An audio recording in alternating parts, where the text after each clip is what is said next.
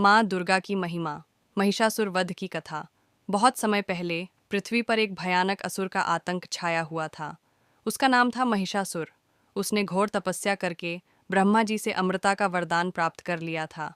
लेकिन ब्रह्मा जी ने कहा कि कोई पुरुष या देवता उसे नहीं मार सकेगा, परंतु एक स्त्री के हाथों उसकी मृत्यु संभव होगी।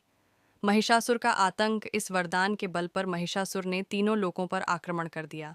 उसने स्वर्गलोक पर चढ़ाई कर दी और देवराज इंद्र को पराजित कर स्वर्ग पर अधिकार कर लिया।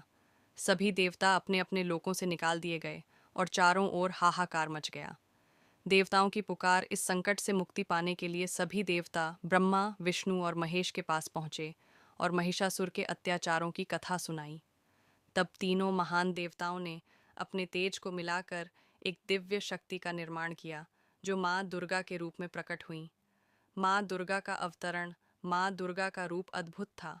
उनके 10 हाथों में अलग अलग अस्त्र शस्त्र थे, जिनमें भगवान विष्णु का चक्र, भगवान शिव का त्रिशूल, इंद्र का वज्र, अग्नि का शस्त्र और वरुण का शंख सम्मिलित था।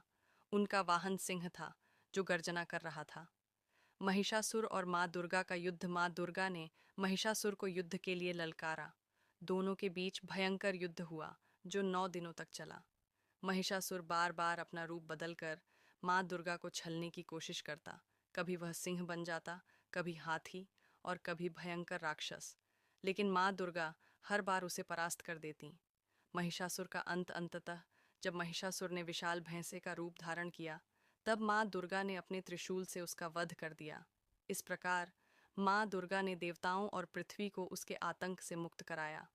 विजय का उत्सव नवरात्रि। महिषासुर के वध के उपलक्ष्य में नवरात्रि पर्व मनाया जाता है, जिसमें माँ दुर्गा के 9 रूपों की पूजा की जाती है। 10वें दिन विजयदशमी दशहरा के रूप में इस महान विजय का उत्सव मनाया जाता है।